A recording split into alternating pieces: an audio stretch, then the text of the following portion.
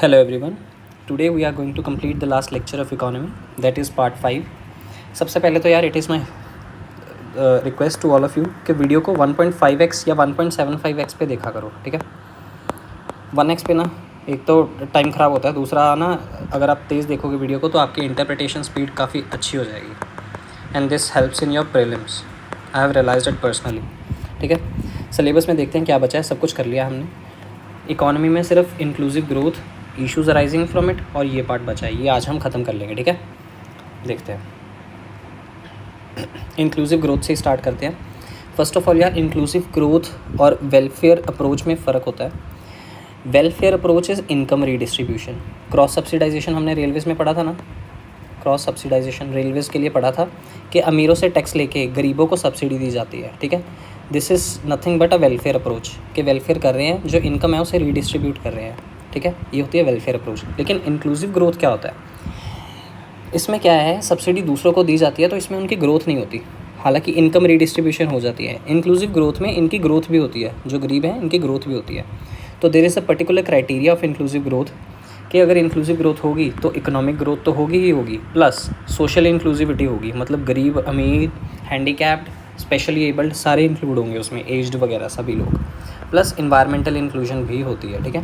तो हम ऐसा डायग्राम बनाएंगे, बीच में इंक्लूसिव ग्रोथ लिखेंगे, ये 3 पैरामीटर्स दे देंगे, ठीक है, whenever they ask you about inclusive growth. Now inclusive growth doesn't mean anything if it is, economic growth doesn't mean anything if it is not inclusive growth. ये quote से start कर सकते हैं। उसके बाद UNDP की official definition है inclusive growth की। It is a process and outcome where all groups of people have participated in growth and have benefited equitably from it, ठीक है। First time it was talked about in 11th 5-year plan, second time it was talked about in 12th 5-year plan, its theme was foster sustainable and more inclusive growth, ठीक। now what are the features of inclusive growth? ये मैं नहीं बोल रहा, ये world bank ने बोला कि सबसे पहले तो economic growth is a prerequisite. Pace and pattern of the growth matters, कितनी स्पीड से ग्रोथ हो रही है, ऐसा नहीं बहुत धीरे धीरे ग्रोथ हो रही है और उसे आप इंक्लूसिव ग्रोथ बोलोगे। मार्केट ड्रिवन गवर्नमेंट की बात करते हैं कि मार्केट ड्रिवन गवर्नमेंट होती है वो फैसिलिटेट करती है इंक्लूसिव ग्रोथ को। Not defined in terms of specific target, इसके कोई टारगेट नहीं है कि एक जो गरीब होगा उसकी अगर आमदन इतने रुपए से बढ़ जाएगी तो जाके इंक्लूसिव ग्रोथ काउंट होगी, ऐसा कुछ नहीं है, ठीक है। But it is a sustained growth. Need क्या है? वेरियस इंडिकेटर्स हम लिख सकते हैं। इंक्लूसिव ग्रोथ की क्यों ज़रूरत है? पॉवर्टी है, ह्यूमन डेवलपमेंट इंडेक्स का रैंक लिख सकते हैं, इंक्लूसिव डेवलपमेंट इंडेक्स का रैंक लिख सकते हैं, multi dimensional poverty index, world inequality report, composite water management index, environmental performance index, informalisation. ये सारे आपने चीज़ें लिख दी, उसके बाद आपको ये इंडिपेंडेंट डेटा भी मिल गया, उनकी सारी रिपोर्ट्स ही आगे लिखी हुई हैं, ये नीति आयोग रिपोर्ट करता है, ये वो, ठीक है। टाइम बॉम्ब क्या है इंडिया के लिए? सबसे पहले तो लैक ऑफ इंक्लूसिव ग्रोथ, उसके बाद पॉवर्टी, उसके बाद इनइक्वालिटी, ये इंडिया के लिए टाइम बॉम्ब है। बेस्ट प्रैक्टिसेस देख लेते हैं, सोल्यूशन क्या है। फॉर एग्जांपल ब्राज़ील में एक प्रैक्टिस होती है बोल्सा फैमिलिया। इसमें क्या होता है कि जो फैमिली के जो बच्चे हैं उन्हें गवर्नमेंट खुद स्कूल भेजती है। जैसे यहाँ पे हमारे आंगनवाड़ी सिस्टम है, वहाँ पे बड़े बच्चों को भी गवर्नमेंट खुद भेजती है, ठीक है। श्रीलंका में समृद्धि कोष करके एक फ़ंड बनाया गया है which is focusing exclusively on prosperity, कि कैसे लोग, गरीब लोग हैं, उन्हें सोशल इंक्लूसिविटी की तरफ लेके जाया जा सके, इंक्लूसिव ग्रोथ ज़्यादा हो सके। कंपोनेंट्स देख लेते हैं, ये कंपोनेंट्स हैं, ये एक बार पढ़ लेना, बहुत बेसिक कंपोनेंट्स हैं इंक्लूसिव ग्रोथ के। These components can be further used for way forward, challenges, need, importance etcetera. For example inclusive growth में एग्रीकल्चर भी आएगा, मेडिकल भी आएगा, कि जो आपकी मेडिसिन होती हैं, ठीक है, फार्मास्यूटिकल जिसे बोलते हैं। पॉवर्टी रिडक्शन की बात आएगी, स्किल बिल्डिंग की बात आएगी, regional disparities, financial inclusion, equality of opportunities, women, environment sustainability, infrastructure, pharmaceutical and health sector, improve business environment, कैसे implement foreign bribery law, improve competition commission of India, introduce cross government training programmes. 12th 5-year plan क्या बात करता है? Poverty reduction को include करने की बात करता है, ग्रुप इनइक्वालिटी को कम करने की बात करता है कि ग्रुप इक्वालिटी आए, रीजनल बैलेंस आए, reducing inequality, empowerment employment programme, ठीक है। ये इंक्लूसिव ग्रोथ है। What are its various approaches? Trickle down theory, top down approach, कि ऊपर का जो तबका है, ये स्ट्रेटा है, इसको डेवलप करो, यहाँ तक खुद ही पहुँच जाएगा, ये गरीब है, ठीक है, यहाँ पे पुअर, यहाँ पे रिच, रिच को डेवलप करो, पुअर तक खुद ही चला जाएगा। लेकिन ऐसा प्रूफ सही नहीं हुआ। तो वेलफेयर अप्रोच की तरफ गए। कैसा? सब्सिडी वगैरह, ठीक है। बॉटम अप अप्रोच की तरफ गए। बॉटम अप अप्रोच में क्या होता है कि ये वाले नीचे वाले तबके से स्टार्ट करो, this class will further move and shift towards the upper strata, ठीक है। डिसेंट्रलाइजेशन कि डिसेंट्रलाइज लेवल पे स्टार्ट करो। पार्टिसिपेटरी प्लानिंग, लोकल लोग पार्टिसिपेट करें। लोकल सेल्फ गवर्नमेंट आई इसके लिए, 73rd and 74th amendment act, ठीक। Public relation approach, engage people through skills etc.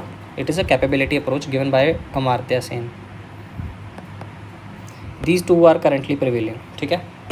आज के टाइम पे इन दोनों पे ज़्यादा फोकस है, ये पुरानी हो चुकी हैं। कंक्लूजन क्या है? आत्मनिर्भर भारत। पीएम मोदी ने कहा कि हमें बाबूज़ नहीं चाहिए जो आईएएस वगैरह है। We don't want babus, we want founders. अगर आईएएस वगैरह भी बन रहे हो तो उनमें भी फाउंडिंग कैपेसिटीज़ कैपेबिलिटीज़ होनी चाहिए, इनिशिएटिव्स लेने की कैपेसिटीज़ होनी चाहिए, ठीक है। इन्वायरमेंट और डेवलपमेंट के लिंकेजेस देख लेते हैं क्या है। यहाँ पे देखो इकोनॉमिक ग्रोथ हो रही है, these economic growths benefit riches, और यहाँ पे इन्वायरमेंटल लॉस हो रहा है which creates burden on poor. तो इन दोनों का रिजल्ट क्या होगा? More inequality. ये और गरीब होता जा रहा है, ये और अमीर होता जा रहा है। कजनेट कर्व, ये कजनेट कर्व हमने पहले भी पढ़ा था कि people increase income due to degrading environment. Later realise at a stage के इन्वायरमेंट ज़्यादा इंपॉर्टेंट होता है डेवलपमेंट से। पुअर कंप्लायंस है, for example EIA, environmental impact assessment, environment में पढ़ेंगे। इन्वायरमेंट के लिए बहुत अच्छा एक ये सब तैयार किया मैंने, देख लेना। ये एक अच्छा कोर्स तैयार किया है, सारा बढ़िया तरीके से करेंगे, देखना। 20-25 पेजेस है, सारा इन्वायरमेंट कवर है, कुछ भी नहीं छूटेगा। SDGs से लेके, रूल से लेके, गाइडलाइन से लेके, टॉपिक से लेके, सब कुछ डायग्राम तक, ठीक है।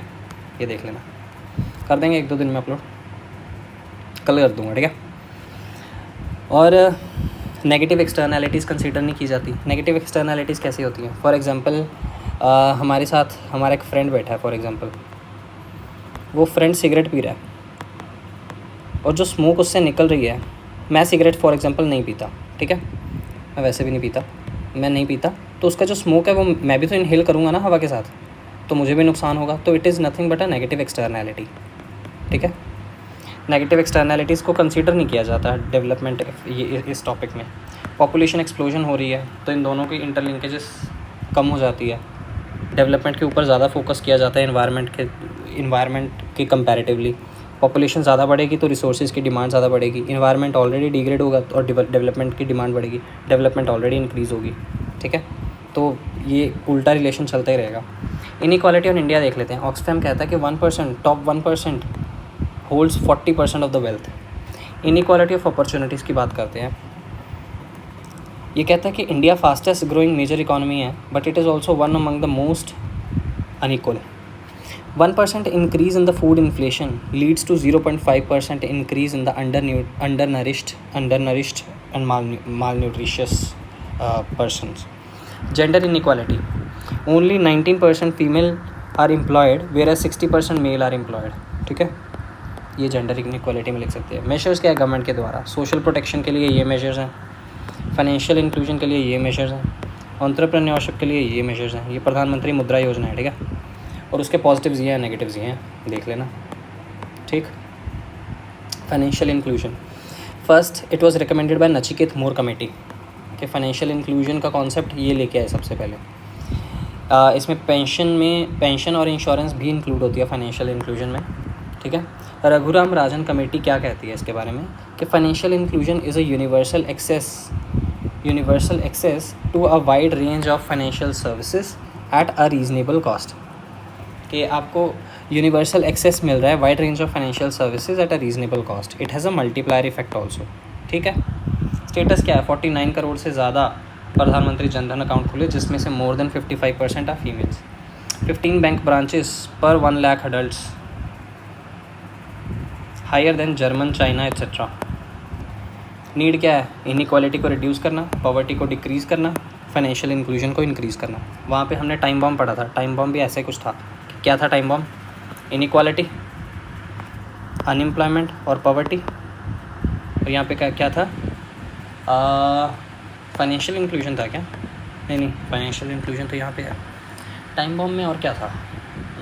इंक्लूसिव ग्रोथ की कमी, ठीक है, यही था। देख लेते हैं एक बार, इसी से एक्टिव रिकॉलिंग होगी।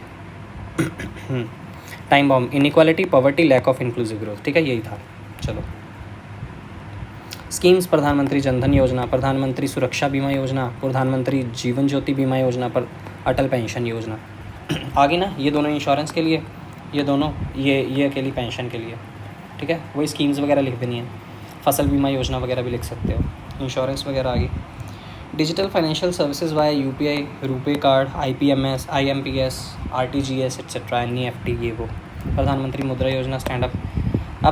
अब देखो, जब आपने सब कुछ कवर कर लिया है ना, तो कितने भी पॉइंट्स ऐसे छोटे मोटे स्कीम्स वगैरह इसमें कितने बना सकते हो। क्या फाइनेंशियल इंक्लूजन में ये नहीं लिख सकते?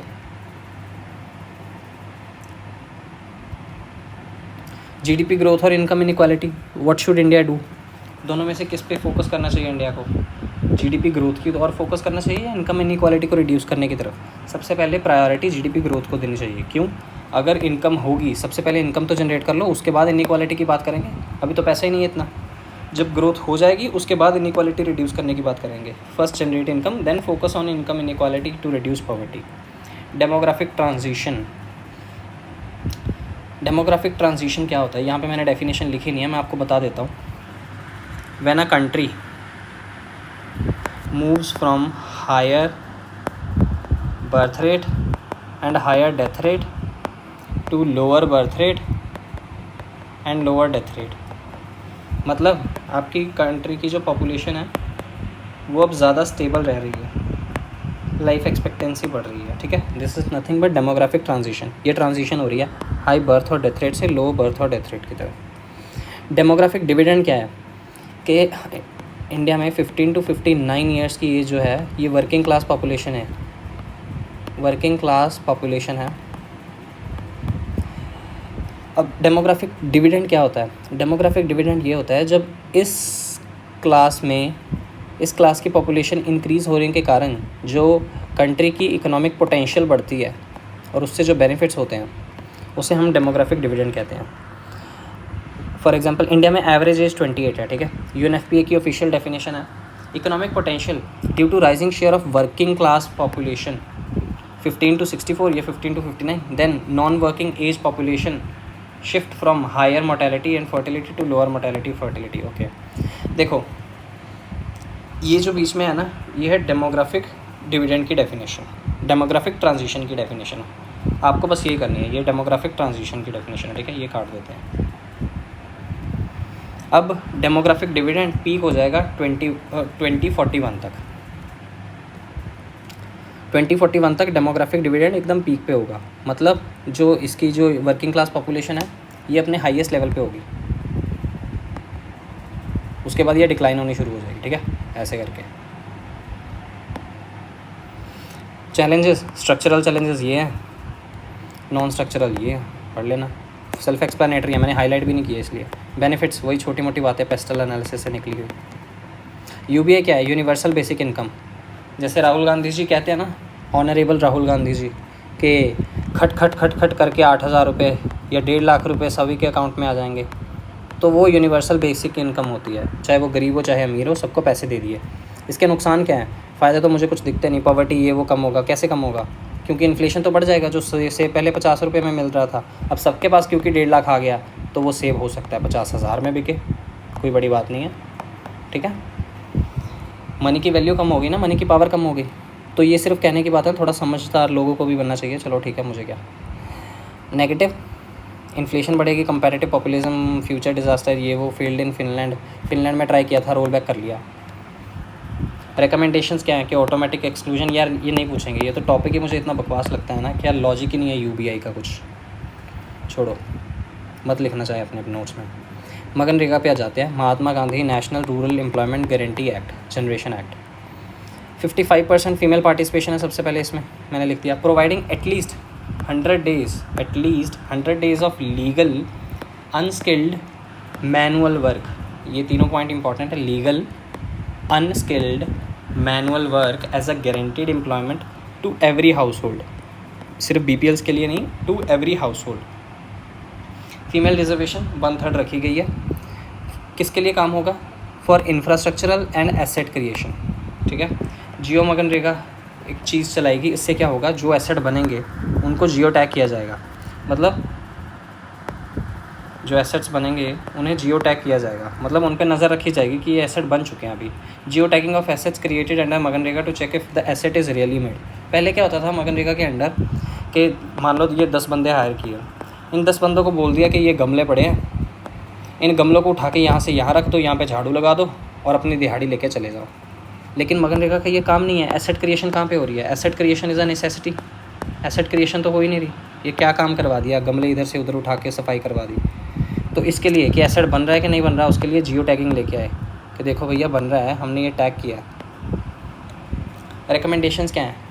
वेजेस को जो बहुत कम है, 150 रुपये, ये डिपेंड करती है एरिया टू एरिया, वेजेस को लिंक करो इन्फ्लेशनरी इंडेक्स के साथ। अगर इन्फ्लेशन बढ़ेगी तो इनकी वेजेस भी बढ़ेंगी, ठीक है। बुल्धाना महाराष्ट्र पैटर्न है एक, बुल्धाना, उसे फॉलो करना है। क्या? To make sustainable asset creation. Example desiltation, road construction from silt, ये वो इश्यूज पढ़ सकते हो, सिंपल है, मैंने हाईलाइट भी नहीं किया। इंडियन इकोनॉमी की बात करते हैं अब। देखो, we have completed this inclusive growth, ठीक है। इंडियन इकोनॉमी उसके इश्यूज़ पे आ गए। Planning, mobilisation, growth, development, employment देखेंगे, देख लेते हैं फटाफट। Indian economy fastest growing major economy है।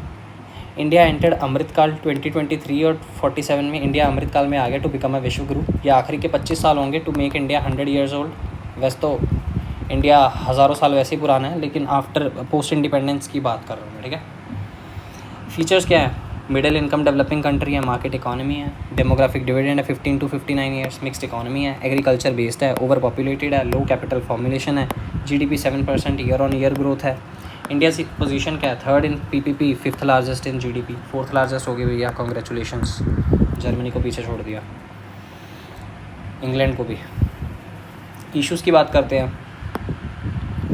इश्यूज़, पर कैपिटा इनकम अभी $2500 पे अटकी हुई है। हमने पढ़ा था ये मिडिल इनकम ट्रैप, ठीक है। इसके लिए क्या चाहिए होता है? टेक्नोलॉजिकल एडवांसमेंट, R&D पे इन्वेस्टमेंट, जहाँ पे इंडिया सिर्फ 0.7% कर रहा है, अमेरिका 2% कर रहा है, चाइना 3.2% कर रहा है, जर्मनी 2.7% कर रहा है, ठीक। फैक्ट सभी पढ़े हैं हमने, ऐसा नहीं कि ऊपर ऊपर से कर रहे हैं। Over dependence on agriculture, 43% population dependent. Unemployment rate कितना है? 7 to 8% अमंग एजुकेटेड यूथ। वैसे कितना है? 3 to 4%। रिसर्च क्या है? रिकार्डोज लॉ। अच्छा, रीजंस क्या होंगे कि टेरिशरी, रीजंस क्या हैं कि टेरिशरी सेक्टर एकदम से इतना इंक्रीज़ क्यों हुआ, ग्रोथ एकदम से क्यों हुई? रिकार्डोज लॉ ऑफ कंपेटिटिव एडवांटेज, कि हमें इस सेक्टर में कंपेटिटिव एडवांटेज थी। उसके बाद इंफॉर्मेशन और नॉलेज इकॉनमी आ गई इंडिया में तगड़े तरीके से। रैपिड डिजिटाइजेशन हुआ, जियो वगैरह आ गए। उसके बाद हम यहाँ पे डेटा लिख सकते हैं कि इंडिया में इंटरनेट रिलेटेड डेटा लिख सकते हैं कि इतना सस्ता है, ठीक है। वैसे तो अब मुझे महंगा लगने लग गया after Jio did it's deeds. Public service grow more rapidly, largest English speaking population, no labor laws regulation, stringency in services etc. Education, fintech, bank, transport etc. flourished. Tourism more and more international, presence of tech giants. Infosys, TCS की बात कर रहे हैं ये, ठीक है। पानी P low.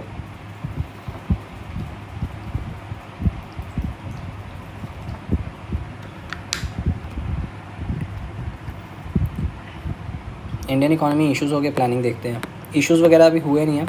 Issues यार, ये सारे इश्यूज़ ही देखते आ रहे हैं। इसके इश्यूज़ देखे, इसके इश्यूज़ देखे, ये सारे इश्यूज़ देखे। अभी कुछ और भी इश्यूज़ पड़े हैं, वो भी देख लेंगे। प्लानिंग देखते हैं। प्लानिंग इकोनॉमिक सेंस में क्या होता है? It is a plan for economic development and activities to attain specific social and economic goals. Goals क्या है? 5 ईयर प्लान के क्या गोल्स थे? ग्रोथ एंड इकोनॉमिक स्टेबिलिटी को कम करना, ये बोल बच्चन बातें हैं। सेल्फ रिलायंस, पहली बार 7 से पहले क्या बातें हैं ये, खुद कुछ भी लिख सकते हो। क्या पॉवर्टी को कम करना 5 ईयर प्लान का गोल नहीं होगा? इनकम रीडिस्ट्रीब्यूशन गोल नहीं होगा? सोशल जस्टिस नहीं होगा क्या? वैसी बातें कुछ भी लिख दो। हिस्ट्री में आ गया ये।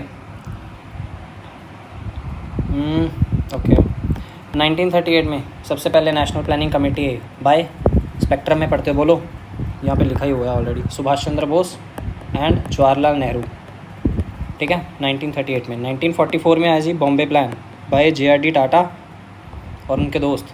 1945 में आया जी people's plan by M Visvesvaraya, नहीं ये MN रॉय है, विश्वेश्वरैया नहीं है, MN Roy.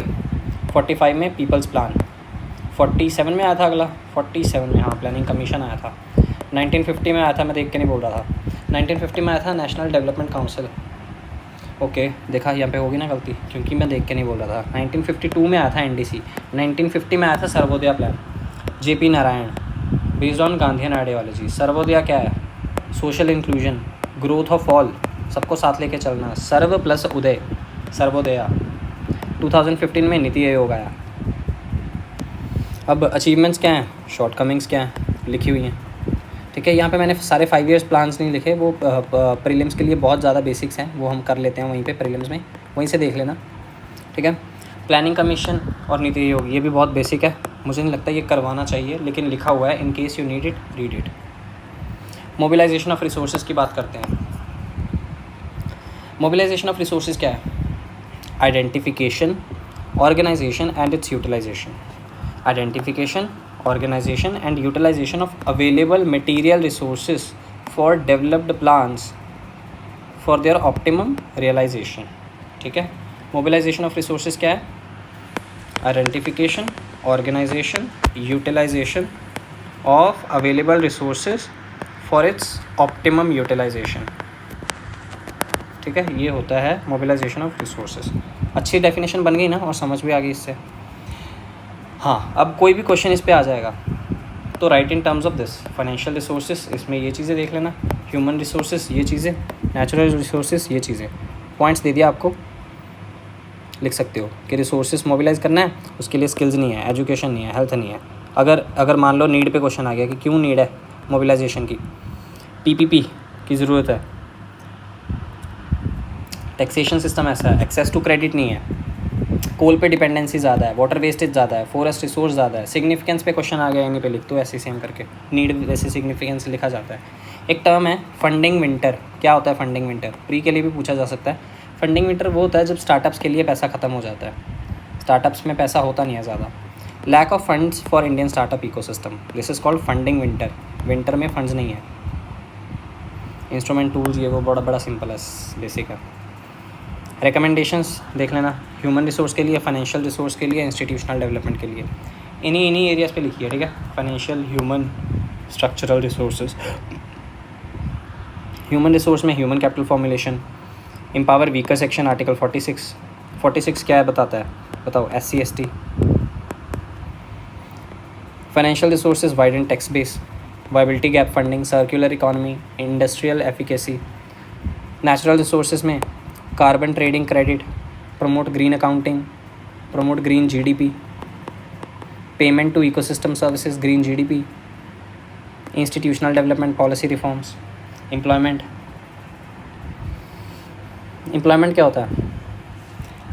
Unemployment in working age population actively seeking employment. जब कोई वर्किंग एज पॉपुलेशन में, मतलब 15 से 59 ईयर्स के एज में, समवन हु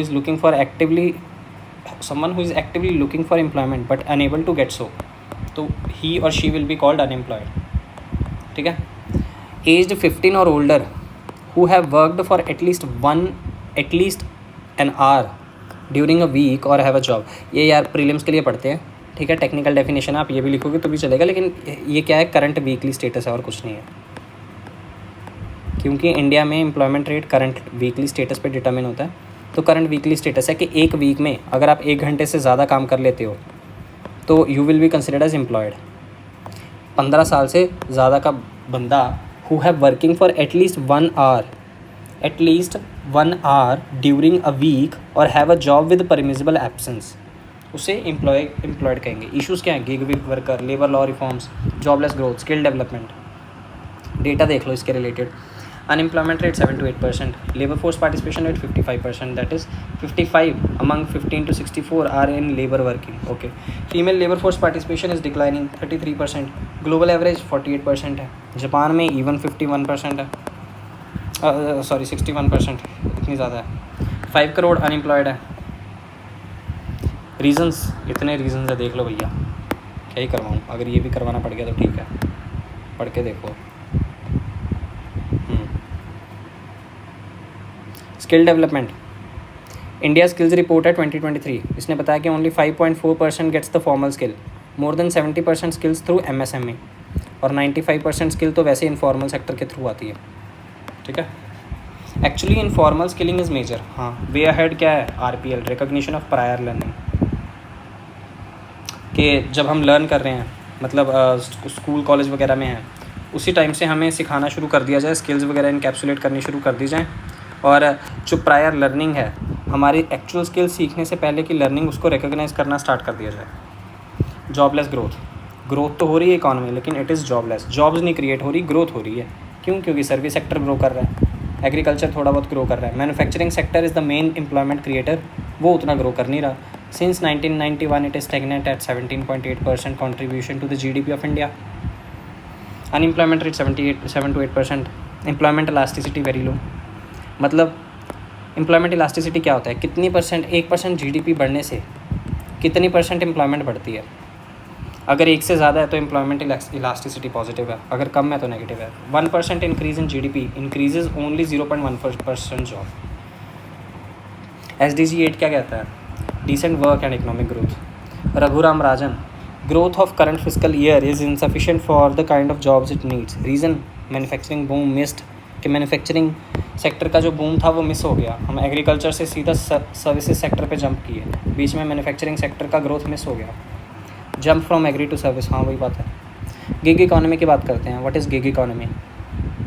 जोमेटो पे डिलीवरी बॉयज़ होते हैं, अपनी मर्ज़ी से काम करते हैं। अपनी मर्ज़ी से मतलब जब भी वो बैच लगाना चाहें, मतलब डिलीवरी करना चाहें वो कर सकते हैं, जब नहीं करना चाहें तो वो अपना पोर्टल ऑफ कर सकते हैं। उसके अलावा फ्रीलांसिंग होती है, घर पे बैठे यू कैन डू एडिटिंग, ठीक है। ये सारी चीज़ें गिग इकॉनमी है, कि एक पैरेलल इकॉनमी चल रही है गिग्स जैसे। गिग मतलब कि आप 10 से 12 काम कर रहे हो, आपने वो 10 से 12 वाला बैच जो है वो आपने बुक कर लिया, मतलब आपने 10 से 12 वाला गिग बुक कर लिया, ठीक है। 10 से 12 अब आपको काम करना पड़ेगा, आपने अपनी मर्ज़ी से बुक किया। आगे 12 से 2 बजे तक आपने लंच करना है, मस्ती मारनी है, थोड़ा सोना है, आपने वो गिग बुक नहीं किया। तो गिग मतलब एक तरीके का छोटा सा बैच होता है, टाइम बैच। तो यहाँ से आया गिग इकॉनमी। डेटा क्या है, increase in 30% of overall employment. NITI ये कहता है कि more than 7.5 million gig workers are there, it can swell up to more than 25 million by 2030, 60% of new employment by gig world. Gig economy of India growing at compounded annual growth rate of 17% to 455 billion by 2023, Association of Chamber।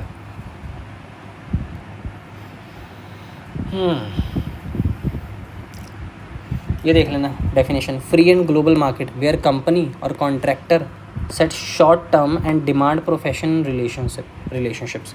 Professional relationship create करते हैं, short term की demand होती है। For example freelancer, editors, they are both flexible and skill board. इनमें skills भी होती हैं, flexible भी होते हैं। अब जोमेटो वर्कर्स हैं, वो भी कहीं ना कहीं थोड़े बहुत स्किल्स तो हैं। क्यों? क्योंकि उन्हें वो फ़ोन के ऐप्स चलाने आते हैं, वो भी एक तरह की स्किल ही है, डिजिटल इंक्लूजन ही है, ठीक है।